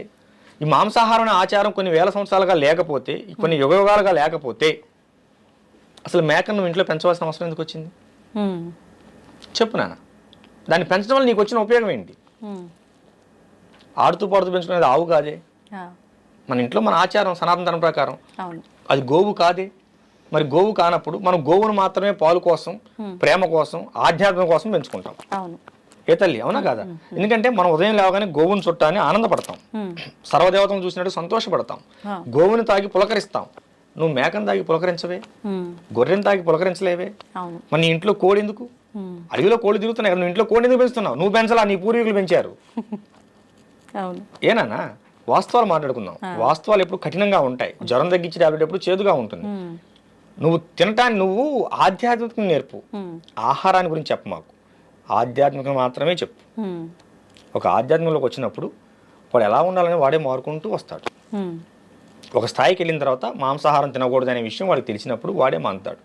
నువ్వు ఆహార అలవాట్ల గురించి చెప్పకు. ఎప్పుడైతే నువ్వు వాడి వ్యక్తిగత జీవితంలో జొరపడతావో వాడి ఆహార అలవాట్లకు సరితూగేటువంటి వేరే మతాన్ని ఎత్తుకుంటాడు. అంతే, అవునా కదా తల్లి? ఇప్పుడు మన పూర్వం ఇప్పుడు గ్రామానికి ఊరు బయట మా జుజ్జూరు గ్రామంలో ఊరు బయట ముత్యాలం తల్లి ఉన్నది. ఆమెను 1819వ సంవత్సరంలో పునఃప్రతిష్ఠ చేసినట్టు ఉన్నది. అంటే ఇప్పుడు 200 సంవత్సరాలు దాటిపోయింది. పునఃప్రతిష్ఠ చేసినట్టు, అంతకుముందు ప్రతిష్ఠ చేసి ఎన్నాళ్ళు అవుతుంది మనకు తెలియదు కదా. పునఃప్రతిష్ఠ చేసినట్టు ఉంది. మరి ఆమె దగ్గర ఎప్పటి నుంచో సాధనలు జరుగుతున్నాయి, కొన్ని వందల వేల సంవత్సరాల నుంచి. అప్పుడు నువ్వు పుట్టావా, నేను పుట్టానా, ఇది చెప్పిన వాళ్ళు పుట్టారా? కానీ అప్పుడు వేదం పుట్టే ఉందిగా, ఉపనిషత్తులు ఉన్నాయిగా, ఏమ్మా అన్నీ ఉన్నాయి కదా, మన పురాణాలు ఉన్నాయిగా. మరి అప్పుడు వాళ్ళకి తెలీదా? కనుక ఎదుట వాళ్ళ ఆహారం మీద నువ్వు ప్రవచనాలు ఇవ్వకు. గరికపాటి వారు, చాగంటి కోటేశ్వర గారు లాంటి మహానుభావులే ప్రవచనకర్తలు, వాళ్లే ఒప్పుకున్నారు. మాంసాహారం నిషిద్ధం కాదు నాన్న, విచ్చలవిడిగా తీసుకోకు. మాంసాహారం తీసుకున్న రోజు దేవాలయానికి వెళ్ళకూడదా నిజంగానే అలా? మరి ఒక జీవిని చంపి నువ్వు తిన్న తర్వాత నీ శరీరం మైలైనట్టేగా. మరి అమ్మవారికే నివేదన చేస్తుంటారు కదా. నువ్వు నివేదన చేసుకుని బయటకు వచ్చావుగా. నివేదన చేసే ముందు అక్కడ నువ్వు మాంసాహారం తీసుకుని వెళ్ళలేదు కదా. ముందు అక్కడికి వెళ్ళి ఈ బలి పశువుని పూజ చేసి బలి ఇచ్చిన తర్వాత అక్కడ నువ్వు బయటకు వచ్చేస్తావుగా.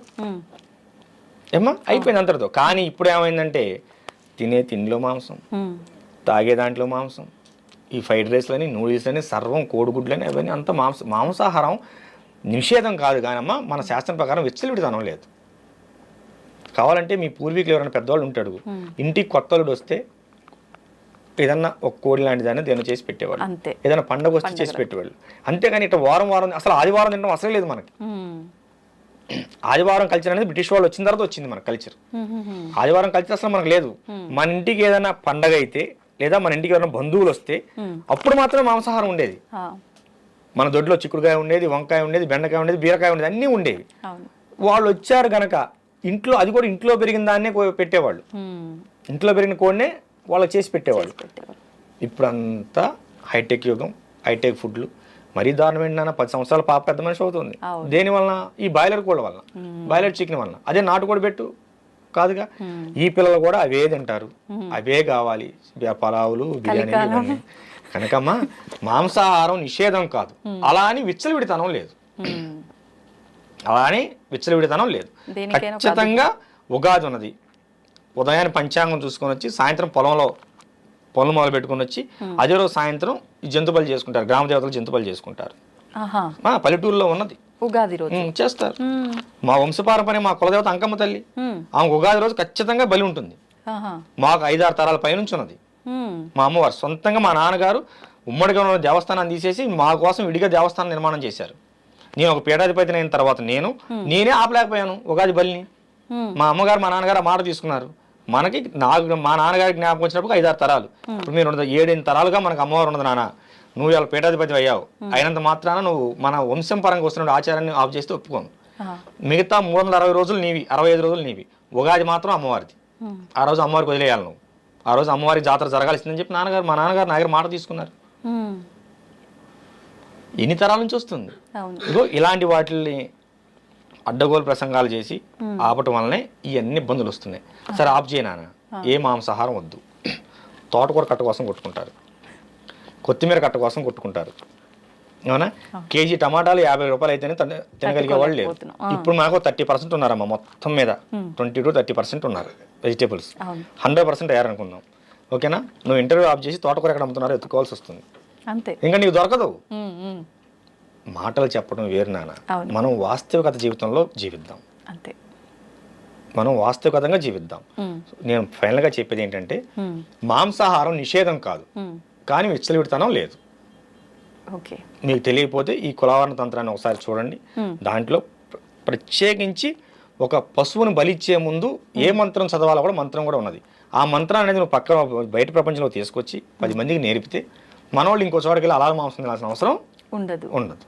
మనం చెప్పం, వాడిని చేయనీయం. ఇప్పుడు వాడు వృత్తి వాడు చేసుకుని బ్రతుకుతుంటే వాడిని వద్దంటాం.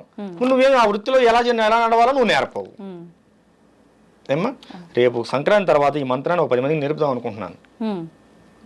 ఈ మాంసాహారం జంతు బలి మంత్రాన్ని బాబు, హలాల్ మంత్రం ముస్లింస్ కాదు హిందువులకు కూడా ఉన్నది, బలి మంత్రం అని చెప్పి ఒక 10 మందికి నేర్పితే ఈ 10 మంది వెళ్ళి ఇంకో 10 మందికి నేర్పుతారు. మరి ఇప్పుడు పనిలో పని చెప్పేస్తే లేదు, గురువు గారు అనుమతి లేదు. అవునా? సరే గురువు గారిని చెబుదామని ఆగాను. ఒకవేళ మీరు గురువు గారు అనుమతి ఉన్న ఇలా వీడియో రూపంలో అందరికి చెప్పొచ్చు. అవకాశం ఉంటే మళ్ళీ మీ ఛానల్లోనే చెబుతాను. విషయాన్ని అంటారు. ఓకేనా? అది ఖచ్చితంగా చెప్పాలి నాన్న. ఇప్పుడు కటిక వాళ్ళ ఒక తెగ ఉన్నది, మన హిందూ ధర్మంలో కటిక తెగ ఒకటి ఉన్నది. అవునండి, వాళ్ళే మాంసాహారం చేస్తారు. వాళ్ళు కానీ రజకులు కానీ చేయొచ్చు. అసలు వాళ్ళిద్దరికి తప్పు లేదు. రజక వర్ణానికి కానీ కటిక వర్ణానికి కానీ తప్పు లేదు. అసలు ఆ వర్ణం వాళ్ళే లేరు ఇప్పుడు. ఏమైపోయారంటారు? వర్ణాలన్నీ మాయమైపోయినాయి అమ్మా. మనమే మాయం చేసుకుంటున్నాం. నువ్వు వెళ్ళి ఎక్కడో తెచ్చుకుంటున్నావు, వీడి కొట్లో కొనవు, వీడి ఎండలో ఏగలు తోలుకుంటాడు, వీడికి భార్య పిల్లలు ఉంటాడు కదా, వీడు వాడి కింద కూలికి వెళ్తున్నాడు. మన ధర్మాన్ని మనం బతికించే ప్రయత్నం చేయాలి. అవును. ఈ తిండి మీద బట్టల మీద పక్కన పెట్టు. మన ధర్మంలో ఎవడన్నా వెనకబడిపోతున్నాడంటే ఒక వర్ణం వాళ్ళు ఎందుకు వెనకబడిపోతున్నారు దాని మీద దృష్టి పెట్టండి. దేవాలయ మాన్యాలు మొత్తం అమ్ముకున్నారు. ఇవాళ వచ్చి సేవ చేయమంటే ఎవడో ఎలా చేస్తాడు? ఇప్పుడు మా నాన్నగారు అమ్ముకున్నారమ్మా, మాకు దేవాలయం భూమి ఉందనుకుందాం, మాన్యం 4 ఎకరాలు మా నాన్నగారు అమ్ముకున్నారు. నన్ను వచ్చి దేవాలయం సేకరి చేయమని ఎందుకు చేస్తాను? నాకు హక్కు లేనప్పుడు బాధ్యత లేదు కదా. అదే కదా, నేను నా హక్కును కోల్పోయాను. నాకున్న దేవాలయం సంబంధించిన ఆస్తి మీద హక్కు నేను కోల్పోయినప్పుడు నాకు దేవాలయం బాధ్యత ఎందుకు ఉంటుంది? ఇది రాజకీయ కోణంలో జరిగిన కుట్రమా. రేపు హైందవ శంకరంలో అదే చేస్తున్నాం. ఖచ్చితంగా మన దేవాలయ ఆస్తులను మనం తిరిగి వస్తే మళ్ళీ మన దేవాలయాన్ని కలకలాడుతుంది. 1,00,000 ఎకరాల పైన ఈ 2 తెలుగు రాష్ట్రాల్లో 1,00,000 ఎకరాల పైన అన్యాక్రాంతం అయిపోయింది మన దేవాలయ భూములు. లెక్క ప్రకారం 1,40,000 చిల్లరమ్మా, 1,40,000 ఎకరాలు అన్యాక్రాంతం అయిపోయింది. అది తల్లి. అయితే ఇప్పుడు భగవంతుడు ఒక్కరే అంటారు కదా. అవును. కానీ శివుడిగా, కృష్ణుడిగా, రాముడిగా రకరకాల రూపాలతో రకరకాల పేర్లతో ఆరాధిస్తూ ఉంటాం, ఎవరికి నచ్చిన రూపంలో వాళ్ళు. ఎందుకు భగవంతుడు ఒక్కడే అయినప్పుడు ఇన్ని రూపాల్లో ఎందుకు ఆరాధించాలంటారు? ఈ ప్రశ్న అడగాల్సినంత అవసరం ఏముంది? నా చిన్న ప్రశ్న. నేను యోగి నరేంద్రానంద స్వామీజీని. మా నాన్నగారికి నేను 5వ సంతానం, చిన్న కొడుకుని. మా అన్నయ్యకి నేను తమ్ముడిని, 3 అక్కలకి తమ్ముడిని. ఇప్పుడు మా అన్నయ్య గారి పిల్లలకి నేను బాబాయిని. ఓకేనా? నా భార్యకి నేను భర్తని, మా అత్తయ్య గారికి నేను అల్లుడిని. నా మీద చెబుతాను, ఇంకోటి వద్దు. నా పిల్లలకి నేను తండ్రిని. ఇప్పుడు మా అక్కయ్య గారి పిల్లలకి నేను మేనమావని. నాలో ఎంతమంది కనిపించారు నీకు? ఎన్ని పేర్లు కనిపించాయి? ఒక సామాన్యమైన నాకే ఇన్ని బంధాలు, ఇన్ని పేర్లు ఉన్నప్పుడు భగవంతుడు ఉంటే తప్పేంటి? మరి భగవంతుడు ఒక్కడే అని చెప్పడం ఎందుకు? నేను ఒక్కనేగా. మీరు ఒక్కరే, మీ పక్కన ఉన్న వాళ్ళందరికీ మీరు ఒక వరసతో అలా ఒక బంధం ముడిపడి ఉంది. అవును. అంతేగాని ఇప్పుడు భగవంతుడు కూడా అంతే. ఇప్పుడు నేను చూసే కోణంలో నాకు శివుడు, నువ్వు చూసే కోణంలో నీకు విష్ణుమూర్తి. ఓకేనా? ఇంకోళ్ళు చూసే కోణంలో లక్ష్మీదేవి. ఇప్పుడు కాళికాదేవి ఎన్ని అవతారాలు ఉన్నాయి? పార్వతీదేవి. ఏదైనా పార్వతి నుంచి వచ్చిన అంశే. ఓకేనా? పార్వతీదేవి ఒక్కరే. సుమ్ముని సంపాదించినప్పుడు దుర్గగా వచ్చింది, రక్తబీజం సంపాదించినప్పుడు కాళిగా వచ్చింది, ఏమ్మా పరివారాన్ని కాపాడగా వచ్చినప్పుడు వారాహిగా వచ్చింది, శాంతమూర్తిగా ఉన్నప్పుడు లలితగా వచ్చింది. సందర్భాన్ని బట్టి భగవంతుడు తన రూపాన్ని వ్యక్తపరిచాడు. ఇప్పుడు ఇక్కడ కరెంట్ ఒకటే, బయట నుంచి వచ్చిన కరెంట్ ఒకటే. వెలుతురు కావాలన్నప్పుడు లైట్లోకి వెళ్ళింది, ఏసీ చల్లదనం కావాలన్నప్పుడు ఏసీలోకి వెళ్ళింది. అంటే ఏసీలోంచి కరెంట్ ఈ విధంగా వ్యక్తపడుతుంది. అంటే మనం ఏ విధంగా కావాలనుకుంటే భగవంతుడు ఆ రూపంలో నీకు దర్శనం ఇస్తున్నాడు. అదే మన ధర్మం యొక్క గొప్పతనం. నేను ఈ పేరుతోనే ఉంటాను, నన్ను ఇలాగే ఆదరించాలి, నన్ను ఇలాగే కొలవాలి, ఈ పేరుతో కొలవకపోతే మిమ్మల్ని చంపేస్తాను, అది ఈ పేరుతో కొలవాలని చంపేయండి అని మన ధర్మంలో ఎక్కడా లేదు. నువ్వు మొక్కలో చూసినా, రాయిలో చూసినా, రత్నంలో చూసినా, శిలపై చూసినా, నువ్వు ఏ దృష్టితో చూస్తావో నిన్ను ఆ దృష్టితోనే అనుగ్రహిస్తానని చెప్పాడు స్వామివారు భగవద్గీతలో, శ్రీకృష్ణ వారు. నువ్వు ఏ ఏ దృక్పథంతో ఏ విధంగా నువ్వు దర్శించుకుంటావో నిన్ను ఆయా విధంగానే నిన్ను అనుసరిస్తాను, అనుగ్రహిస్తాను అన్నాడు. ఇక్కడ ఇంకో విషయం, బుట్టి అనుగ్రహించడం కాదు, అనుసరిస్తాను అంటే నిన్ను నేను ఫాలో అవుతాను, నిన్ను అనుగ్రహిస్తాను. నిన్ను ఎల్లవేళ ఎప్పుడు కూడా నా నామస్మరణ నువ్వు ఏ రూపంలో కొలిచినా నిన్ను నేను కాపాడుతూ ఉంటాను, ఆఖరిగా నీకు ముక్తినిస్తాను అని చెప్పాడు. కనుక ఇక్కడ కరెంట్ ఒకటే. నువ్వు వంటగదిలోకి వెళ్ళినప్పుడు మిక్సీ తిరగాలి, ఉపయోగించే విధానాలు వేరు. ఇప్పుడు శ్మశానకాళి త్రైలింగేశ్వరుడు అమ్మవారి సాధన చేసి గొప్ప యోగిగా మాలాంటి వాళ్ళందరికీ ఆదర్శంగా మిగిలిపోయాడు. అదే శ్మశానకాన్ని సాధన చేసి కొంతమంది క్షుద్ర ప్రయోగాలు చేసి జనాన్ని చంపేస్తున్నారు. ఉపయోగించే విధానం ఒకటే ఏమ్మా, ఉపయోగించే విధానం తెలుసుకోవాలి. సాధన ఒకటే, ఉపయోగించే విధానం వేరు. భగవంతుడు ఒకటే, మనం తీసుకునే రూపం వేరు. కాళీని అందరూ తట్టుకోలేరు, భయపడతారు. కనుక ఆమెను పార్వతిగా ఆరాధిస్తారు. పార్వతి కూడా అమ్మో కొంచెం శక్తివంతంగా ఉంటుంది, మా వాళ్ళకి లలితగా ఆరాధిస్తారు. కొంతమంది కామాఖ్య వెళ్తారు, అమ్మవారి అదొక రూపమని ఆలోచిస్తారు. కామాఖ్యలు కూడా ఎటువంటి తప్పులు వీళ్ళు చెప్పి అనవసరం ప్రచారాలు తప్ప, వాస్తవంగా వెళ్ళినప్పుడు దాని గురించి ఒకసారి చెప్తాను. ఓకేనమ్మా, అలా ఉంటుంది ఇలా ఉంటుంది, అవి పెడతారు ఇవి పెడతారు, ఏమీ పెట్టరు, అంతా వైదికమే, అంతా వైదికమే. ఇప్పుడు ఈ కౌలాచారంలో చేయాలనుకున్న వాళ్ళైనా చేసుకుంటారు, తప్పులేదు. ఎందుకంటే అసలు మన ధర్మాన్ని కాపాడింది కౌలాచారమే. నీకు ఆ విషయం తెలుసా? అవునా? ముస్లిమ్స్ పరిపాలనలో మన దేవాలయాలని బంధించేసినప్పుడు, కూల్చేసినప్పుడు మీకు దేవుడే లేకపోతే మీరు పూజలు ఎక్కడ చేస్తారని చెప్పి అప్పుడులో నవాబులు మనల్ని హింస పెట్టినప్పుడు చెట్టు కింద రాయబెట్టి ఆమెనే ముత్యాలమ్మన్నారు. ఓకేనా? వేప చెట్టుకి పసుపు రాసి మహాలక్ష్మి అమ్మవారు అన్నారు, రావు చెట్టుకి పసుపు రాసి నారాయణ అన్నారు. ఇంకా గుళ్ళోకి ఎవరు పోలా. మరి ఇప్పుడు ఏ ఆచారం కాపాడింది మన ధర్మాన్ని చెప్పునా? గుళ్ళో కొబ్బరికాయ కొట్టలా, ఊరు బయటకు వచ్చి వేప చెట్టు కింద ముత్యాలమ్మని చెప్పి విగ్రహం పెట్టి కోడిని కోసారు, పందిని కోసారు. కోడిని కోస్తే వస్తున్నారు ముస్లిమ్స్ దండయాత్రకు వచ్చి, ఎవడా కోడిని కోసింది వాడిని చంపేస్తాం వదిలేస్తాం అన్నారు. పందిని కోసారు. పందిని కోస్తే ముస్లిమ్స్ రారుగా. పందిని కోసే ఆచారం అక్కడ వచ్చింది వీళ్ళ దెబ్బకి. అంతకుముందు వారాహ అవతారం మన పందిని కోసేవాళ్ళు కాదు. ఈ తొగ్లక్ల పరిపాలన వచ్చిన తర్వాత, ముస్లిం పరిపాలన వచ్చిన తర్వాత వాళ్ళు మన దేవాలయాల మీద దాడి చేస్తున్నారు, ఆ మొత్తంలో రాయి పెట్టుకో పందిని పోయిన అన్నారు. వాళ్ళ దేవాలయానికి రారు, ఎదురుగా గ్రామ దేవతను పెట్టుకొని పందిని బలి ఇచ్చేవాళ్ళు. దాన్ని చండా ప్రయోగం అంటారు. ఏమీ తెలియకుండానే మన పూర్వీకులు చండా ప్రయోగం చేసి ముస్లింస్ని ఆఫ్ చేశారు. అమ్మా, మరి ఏది కాపాడింది? నువ్వు ఇంట్లో కూర్చొని మాంసం తినొద్దు, బయటని ఎవరు దాడి చేయొద్దు, చేతులు కట్టుకున్న మన నీ ప్రవచనం కాపాడిందా? అప్పుల్లో మన పూర్వీకులు తెగింపు చేసేసిన బొల్లు కాపాడే మన ధర్మాన్ని. అమ్మా, ఇప్పుడు కూడా కాశీ దగ్గర దేవాలయం అందరు కాక కొట్టుకుంటున్నాం, అవునా? అలాంటి రాజమండ్రిలో ఒక దేవాలయం మీద మసీదు కట్టారు, కట్టుకున్నారు. వాళ్ళ ఆధిపత్యం ఉంది, వాళ్ళు కట్టుకున్నారు. దాన్ని మనం ఏమంటానికి ఏం లేదు. ఇవన్నీ పక్కన పెడితే 4 నెలల క్రితం తమిళనాడులో ఒక దేవాలయాన్ని మసీదు కిందకి ఇచ్చారు. ఆ విషయం మీకు ఎంతమంది తెలుసు? దేవాలయం పాడుపడిపోయిందని చెప్పి దాన్ని బాగు చేయించి మన తమిళనాడు ప్రభుత్వం మసీదు కిందకి ఇచ్చేసింది. ఏమ్మా, మాటలు చెప్పడం వేరురా తల్లి, ఆచరణలోకి వెళ్ళిన తర్వాత అది వేరుగా ఉంటుంది. ఓకే, ఈ బలి అనే ప్రాసెస్ వచ్చిందే అక్కడ. నాన్న ఈ మధ్య లవ్ జిహాదుల గురించి కొత్తగా ఒక స్లోగన్ వచ్చింది, గమనించిందా? హిందువులందరూ కూడా పంది మాంసం తినండి అని డైరెక్ట్ గా చెప్తున్నారు. మన హిందూ ధర్మరక్షణ సమితి పెద్దలు 2-3 మీటింగుల్లో నేను స్వయంగా విన్నాను, మీకు వీడియోలో ఉంటాయి చూసుకోండి. పబ్లిక్ చెప్పినవి అవన్నీ. ఈ లవ్ జిహాద్ని తట్టుకోవాలంటే ఆడపిల్లలకి పంది మాంసం తినడం అలవాటు చేయండి అని చెబుతున్నారు. వీళ్ళు ఇప్పుడు అలవాటు చేసేది ఏంటి? మన పూర్వీకులు ఎప్పుడో చేశారు. దేవాలయాలు కాపాడుకోవడానికి పందులు కోసారు, పందులను బలిచ్చారు. ప్రతి దానికి బలమైన కారణం ఉందమ్మా. మాటలు వేరు, వాస్తవికతలోకి వెళ్దాం. ఓకేనా? కాషాయం బట్టలు పట్టుకుని ప్రతి ఒక్కడు సాధకుడు కాదు, స్వామీజీ కాదు.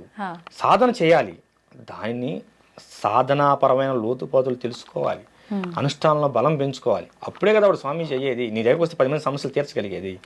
అదేవిధంగా ఒక మాట చెప్పేటప్పుడు కూడా దాని పూర్వాపర విశేషాలను పూర్తిగా తెలుసుకోవాలి. అసలు ఈ బలి అనే ప్రాసెస్ ఎందుకు వచ్చింది అన్ని పక్కన పెట్టు. అసలు పందులు ఎందుకు బలిస్తున్నారు దేవుళ్ళకి? దీన్ని చెప్పు అమ్మా. ఎందుకు బలిస్తున్నారు? ఈ ముస్లిం దండయాత్రలను తట్టుకోవడం కోసం చేశారు. చాలా దేవాలయాలు పాయడానికి వచ్చినప్పుడు పందులను కోసి రోడ్డుకి అడ్డంగా పడేసి మన వాళ్ళు దేవాలయాలను కాపాడుకున్నారు దండయాత్ర సమయంలో. ఇప్పుడు చెప్పు, బలి అవసరం ఉన్నదా లేదా? మీరు చెప్పండి. నేనేం చెప్పను. చెప్పురా బంగారం, ఇంత చెప్పాను, అడిగావు కదా. ఎవరు చెప్పిన విధానం వింటే అప్పుడు అది రైటే అనిపిస్తుంది. విధానం వాస్తవాన్ని ఆలోచించు. విధానాలు రైటు రాంగ్ మనకొద్దు, మనం విశ్లేషణ చేయొద్దు, మనం వాస్తవంగా మాట్లాడుకుందాం. మనం ఈ ఎత్తులో కూర్చోవాలంటే కుర్చీ అవసరం, అవును. ఇంతకంటే తక్కువ కూర్చోవాలంటే పీట అవసరం. ఏమీ లేకపోతే కింద కూర్చుంటాం. మనం ఈ హైట్లో కూర్చున్నాం అంటే మన కింద ఏదో వస్తువు ఉందనే కదా అర్థం. ఏమీ లేకుండా మనం ఇంత హైట్లో ఎలా కూర్చున్నాం? అలాగే ఏమీ లేకుండా మన పూర్వీకులు ఒక విధానాన్ని ఎందుకు ప్రవేశపెడతారు? కరెక్ట్. అంత పిచ్చోళ్ళ పూర్వీకులు. వాళ్ళు వేల సంవత్సరాలు కట్టిన దేవాలయాలే వాటిని ఎట్ట దించాలి, అటు రిపేర్ చేయడానికి కూడా చేత కావట్లేదు మన వాళ్ళు చాలా మందికి. అవునా? మన పూర్వీకులు పిచ్చివాళ్ళ. కనుక ఇప్పుడు నువ్వు మాంసాహారం ప్రస్తావన తెచ్చావు కనుకమ్మా నీకు ఇంత చెప్పవలసి వచ్చింది. ఎందుకంటే వాస్తవంలోకి రండి. అసలు వాస్తవం మాంసాహార విధానం అనేది లేకపోతే మన శాస్త్రంలో బలిమంత్రం ఎందుకున్నది చెప్పు ఏమ్మా? జంతు బలి మంత్రం అని క్లియర్గా ఎందుకున్నది చెప్పు. కనుక కొంతమంది అలా చెప్పుకుంటూ బ్రతికిపోతుంటారు, వదిలేయటమే. మనం ఒక విషయాన్ని మాట్లాడినప్పుడు దాని పూర్వపరాలన్నీ తెలుసుకొనే అంతే మనం దాని నుంచి మాట్లాడాలి, లేకపోతే మాట్లాడకూడదు. అది తప్పు. మొదటిసారి మీరు ఇంటర్వ్యూ ఇచ్చారని చెప్పి విన్నాను. అది కూడా మా ఛానల్లోనే ఫస్ట్ ఇంటర్వ్యూ నేను చేయడం నిజంగా చాలా సంతోషంగా ఉంది. మన ప్రేక్షకుల కోసం ఏదైనా ఒక మంచి విషయాన్ని, అది మన సనాతన ధర్మం గురించే కావచ్చు, ఏదైనా గొప్ప విషయం చెప్పాలి అని అంటే ఏం చెప్తారు? మన సనాతన ధర్మంలో తల్లి ప్రతి విషయం కూడా గొప్ప విషయమే. మన ఋషి సంప్రదాయం, మహర్షి సంప్రదాయం, మన సంప్రదాయాలు ప్రతిది కూడా చాలా గొప్పదే. మీకు ఒక విషయం తెలుసా, ఇతర దేశాల్లో ఆవు పిడకల్ని ఆన్లైన్లో పెట్టి అమ్ముకుంటున్నారు, కొబ్బరి చెప్పలను అమ్ముకుంటున్నారు, వేప పుల్లలను అమ్ముకుంటున్నారు, గంజిని అమ్ముకుంటున్నారు, బియ్యం అన్నం కాసినట్టు గంజిని అమ్ముకుంటున్నారు. మన వాళ్ళు అవన్నీ మోటి అని చెప్పి ఎవడో తీసుకొచ్చిందని ఆ పిజ్జాలు బగ్గర్లు తిని క్యాన్సర్ పేషెంట్లు అవుతున్నారు. ఇది గమనించాలి. ఇప్పుడు రేపు 5వ తారీఖున మన విజయవాడ దగ్గర హైందవ శంకారామం జరుగుతుంది. హైందవ శంకారామం ముఖ్య ఉద్దేశం ఏంటి? మన దేవాలయాలు మన హక్కు. ఇప్పుడు మన దేవాలయాలు మన హక్కు. లంకలో సీతమ్మ గారు కనుక రావణాసుడు చెరలో ఎలా అయితే ఉన్నదో అలా మన దేవాలయాలు రాజకీయ నాయకుల కబంధస్థాల్లో ఉన్నాయి. వాళ్ళకి ఏటీఎం సెంటర్ లాగా మారిపోయాయి. మన ధర్మం, మనకి వేల కోట్ల రూపాయల ఆదాయం వచ్చే మన దేవాలయాలు ఉండగా మన పిల్లలు క్రిస్టియన్ కాన్వెంట్ స్కూల్లో చదువుతున్నారు. అది మన దౌర్భాగ్యం. ఇప్పుడు తిరుమల తిరుపతి దేవస్థానం అనేది మన కంట్రోల్లో ఉంటే తేలిగ్గా ఒక 100 నుంచి 1000 విద్యాలయాలు కట్టి మన పిల్లలకు మనం ఉచితంగా హై లెవెల్లో హై క్వాలిటీ ఎడ్యుకేషన్ అందించవచ్చు. తిరుమల కావచ్చు, శ్రీకాళహస్తి కావచ్చు, శ్రీశైలం కావచ్చు, విజయవాడ కావచ్చు, ఇలా ఎన్ని దేవాలయాలు, కాణిపాకం కావచ్చు, మన అన్నీ కూడాను మనకి కామధేనువులమ్మ మన దేవాలయాలు. మన భక్తులు పిచ్చోళ్ళు, ఎన్నిసార్లు చెప్పినా వినరు. హుండీల్లో కానుకలు వేయొద్దు నానా అని ఎన్నిసార్లు చెప్తామో వినరు. మన దేవాలయాలు మొత్తం వాళ్ళకి ఏటీఎం సెంటర్లు అయ్యాయి. మన దేవాలయాలు మనం నడుపుకోలేమా చెప్పండి? మన ఎన్ని దేవాలయాలు మనం పాడుపడిపోయి ఉన్నాయి ధూపదీప నైవేద్యాలు లేక. మన దేవాలయాలు సొమ్ము తీసుకెళ్ళి వాళ్ళు వ్యక్తిగత కార్యక్రమాలకి ఇతరత్ర మత ధార్మిక కార్యక్రమాలు వాడుకుంటున్నారు తప్ప మన ధర్మాన్ని భ్రష్టు పట్టిస్తున్నారు. కనుక మన దేవాలయం మనకు కావాలి, మన దేవాలయం మన హక్కు. ప్రతి ఒక్కళ్ళు కూడా దీనికోసం అందరూ కదిలి రండి. ఈ యొక్క హైందవ శంకారామ సభని విజయవంతం చేయండి. ఇది మన హక్కుగా భావించండి. ఇది మాకు స్వామీజీగా, ఒక సర్వజ్ఞపీఠ పీఠాధిపతిగా, ఒక యోగి నరేంద్రానంద స్వామీజీగా నేను మీకు ఇస్తున్నటువంటి పిలుపు. ఈ పిలుపుకి అందరూ స్పందించండి. వాళ్ళు 10 లక్షలు అంటున్నారు, మనం 10 లక్షలకు మించి వెళ్ళి మన యొక్క శంకారామ సభను విజయవంతం చేసుకొని మన సనాతన ట్రస్టు బోర్డును మనం సాధించుకుందాం. శ్రీమాత్రే నమః. జై అఖిలాండేశ్వరి. శ్రీ గురుభ్యో నమః. జై గురుదేవ. శుభం. ధన్యవాదాలు స్వామి. శుభం తల్లి.